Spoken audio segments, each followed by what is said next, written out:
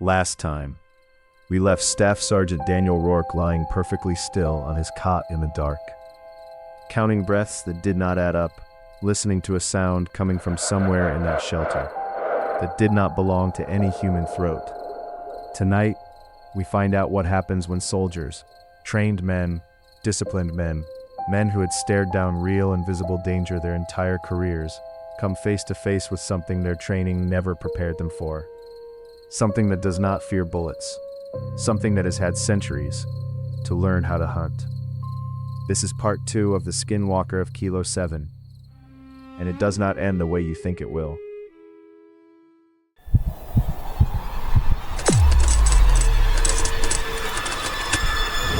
For centuries they have been reported, documented, witnessed, and buried. Governments denied them, scientists ignored them, but the people who saw them could never forget what they found in the darkness.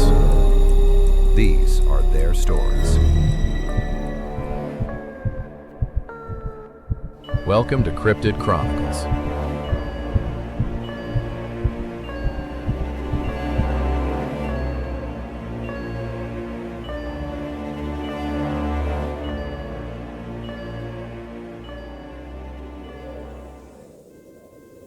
By dawn, the seventh breathing was gone. Rourke rose before the others, stepped outside into the pale gray light of the Iraqi morning, stood at the perimeter wall with a cup of instant coffee that had gone cold before he finished making it. He was running calculations, not mathematical ones, threat assessments, what he knew, what he suspected, and what he could reasonably communicate to 5 men who were about to wake up and need leadership. What he knew, something was wrong with Dutch Holloway. What he suspected, Dutch Holloway was not Dutch Holloway anymore. What he could communicate, almost nothing, without sounding like a man who had lost his grip on reality. He was still working through it when Marsh stepped out of the shelter, took one look at Rourke's face, and said quietly, "You heard it too." Rourke looked at him. Marsh poured his own coffee, leaned against the sandbag wall, and said, "The laughing. Last night, I heard it, and I counted 7 people breathing in a 6-man shelter.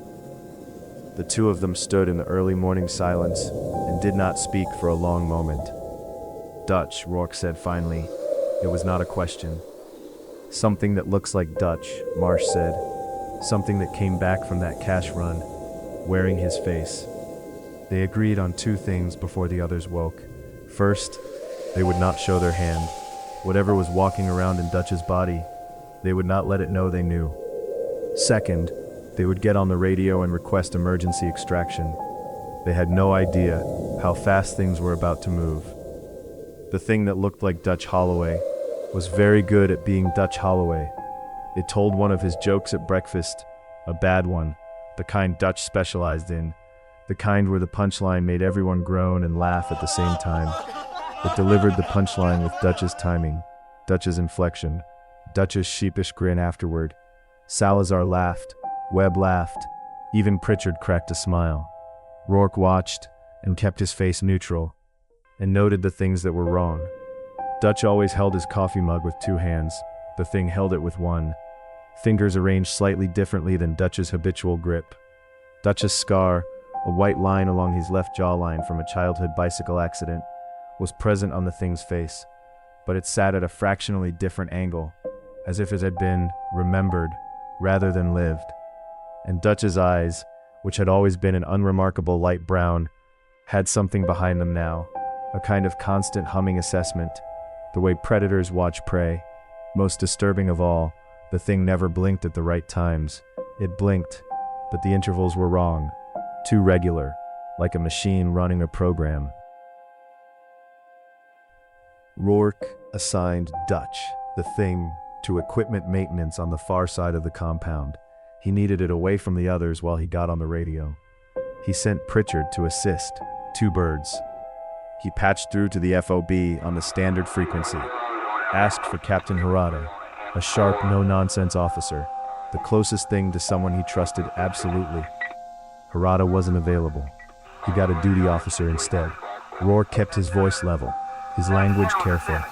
He said Kilo 7 had a situation requiring immediate review, personnel related. He requested extraction within 24 hours. The duty officer asked for clarification. Rourke said he couldn't provide full clarification on an open channel. There was a pause on the other end of the line. Then the duty officer told him the earliest available extraction window was 72 hours. Rourke said yes. He said they would manage. He clicked off the radio and sat in the silence of the concrete bunker and understood that they were on their own for 3 more nights. Salazar disappeared on the second night. Not dramatically, not with a scream or a struggle. He simply wasn't at his post when Rourke checked at 0100 hours. His weapon was there, his helmet was there, his photograph of his mother was on the ground, face down in the sand. They searched, they called his name, they swept the perimeter with lights, and came up empty. At 0340 hours, Salazar walked back through the gate. He said he'd needed air. He said he'd stepped outside the wire for a few minutes without telling anyone. A breach of protocol so severe, so utterly out of character for the careful, rule-following Salazar, that Rourke felt the bottom drop out of his stomach. Marsh caught his eye across the compound. Neither of them said anything. By morning, there were 2 of them, 2 things, wearing the faces of men Rourke had served alongside. He could tell because they moved together now, in a way that the real Dutch and Salazar never had. A kind of unconscious synchronization, like 2 instruments playing the same note, and they had started watching him. He didn't run. He went about his duties and waited and tried to remember every piece of folklore he had ever half heard about things that stole faces. He remembered one thing, just one. The old stories said they could not perfectly replicate what they did not understand. They could copy faces, voices, mannerisms, but the deeper they had to go, the more mistakes they made. They did not understand love. They did not understand grief. They did not understand the specific irrational bonds that human beings form with each other. He had an idea. It was a terrible idea. It was also the only one he had. He pulled Webb aside. Just Webb, the one soldier he was most certain was still himself, based on nothing more than gut instinct, and the observation that Webb still held his coffee mug with both hands and still blinked like a human being. He told Webb everything. All of it. The footprints, the voice Salazar heard, the 7th breathing. What he believed had happened to Dutch and Salazar. He told it fast and quiet, watching Webb's face for the calculation behind the eyes, for the 2 regular blinking. Webb was silent for a long moment. Then Webb said, very quietly, "My sister's name is Claire. She lives in Tempe, Arizona. She has a dog named Biscuit, and she sends me terrible memes every Sunday morning. And I have never once told her I love her, because we didn't grow up in a family where people said that. And I think about it every single day out here." He met Rourke's eyes. "That's something I've never told anyone. I need you to know that's me in here." Rourke believed him. The 2 of them made a plan. They needed Pritchard. Pritchard had the radio, and they needed one more call to command, not a request for extraction now, but a specific set of coordinates and a code word that would tell Harada, if Harada ever reviewed the logs, that something had gone catastrophically wrong at Kilo 7. They got to Pritchard in the early afternoon. Same test, a private moment, a piece of personal information that only the real Pritchard would carry. Pritchard named his daughter, her birthday, and the specific ridiculous knock-knock joke she had made up when she was 4 years old, that she still texted him sometimes, now that she was 16, as a private signal between them, meaning, "I love you, I'm thinking of you." 3 men, 3 real ones, against 2 things. The confrontation happened at 1700 hours. As the sun dropped toward the western ridge and threw long red shadows across the compound, Rourke set it up carefully, called everyone to the central shelter for what he described as an operational briefing. When everyone was assembled, Rourke looked at the thing wearing Dutch's face and said very calmly, "We know what you are." The shelter went silent. The thing that wore Dutch's face was still for a moment. Then it smiled, that wrong smile, the one with too many degrees, and it said in Dutch's voice, "I don't know what you mean, Sergeant." "Tell me something Dutch would know," Rourke said. tell me what his sister's name is. A pause, just a fraction of a second too long. Sarah, the thing said. Dutch Holloway didn't have a sister. What happened next was not something that Rourke ever described fully, even in his classified debrief. His account has gaps, not because he was hiding details, but because the human mind has a way of protecting itself from images it cannot metabolize. What is known is this: the two things stopped pretending. The thing that wore Dutch's face changed, not all at once, not like a film transformation, more like watching a projection flicker, reality stuttering, the Dutch shape going in and out of something that was underneath it.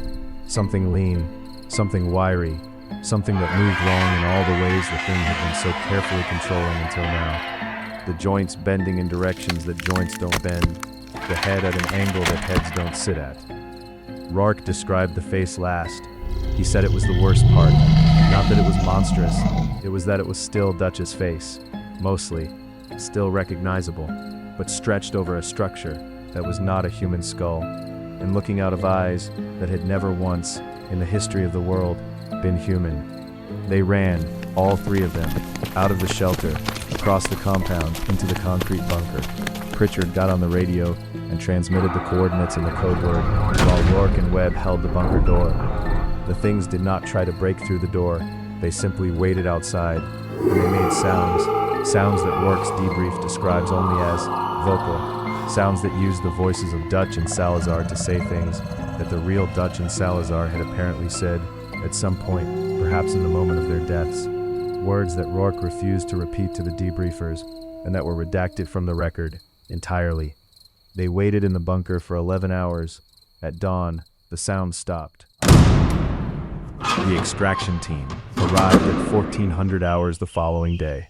They found 3 soldiers in a concrete bunker, dehydrated, sleep-deprived, non-communicative. They found no trace of Corporal James Holloway or Private First Class Enrique Salazar. No bodies, no blood, no evidence of hostile contact of any conventional kind. The report filed by the extraction team noted, missing personnel, cause undetermined. The investigation that followed found no evidence of enemy action. The debrief files were classified, not at a level that suggested military secrets, at a level that suggested bureaucratic discomfort. The classification code used for things that don't fit any existing category, and therefore have nowhere to be filed, except in a drawer that nobody opens. The account you've just heard was reconstructed from fragments, from a classified debrief, from notes passed between researchers who track these kinds of reports, and from a single letter that Daniel Rourke wrote to an author of paranormal nonfiction in 2012. 5 years after the events at Kilo 7, in that letter, Rourke said 3 things worth noting. First, he never returned to active duty. He said the reason was medical, a back injury. Officially, he did not clarify further. Second, he said that he thought about Webb's sister Claire every day. He thought about the fact that Webb had never told her he loved her. He thought about it because it was the most human thing he had ever witnessed. A man's deepest private grief, offered up as proof of his own humanity. He said it was the thing that reminded him, when he needed reminding, that human beings were worth the memory of Kilo 7. Third, he said that he had moved to a city, a large one. He did not say which. He said he moved because he needed to be around people, as many people as possible, and because something he had learned at Kilo 7 was that the things out in the dark don't follow you into the crowds. He said he hoped that was still true. He said he checked every morning, that he still blinked at the right intervals. He said that so far, he did. The files on Kilo 7 are still classified. Dutch Holloway and Enrique Salazar are listed as missing in action. Their families were told the circumstances of their disappearance remain under investigation. As far as anyone in the official record is concerned, 2 soldiers went missing in the Iraqi desert in 2007, and no satisfactory explanation has ever been found. But the Navajo and other indigenous peoples of the American Southwest have known about the Skinwalker for centuries. They know that it travels, they know that it learns, they know that it is patient, in the way that only very old and very hungry things can be patient.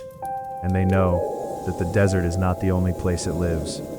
It follows the lonely, the isolated, the ones who are far from home and surrounded by faces they are not sure they can trust. So the next time someone you know smiles just a little too wide, stays just a little too still, blinks on a rhythm that seems slightly, inexplicably wrong, look closer and ask yourself if you'd really be able to tell the difference. If you found yourself checking the shadows in your room before you turned the light off, good. That means you were paying attention. Subscribe to Cryptid Chronicles Stories. New episodes every Friday at 8 p.m. Eastern. And until next time, check your blink intervals.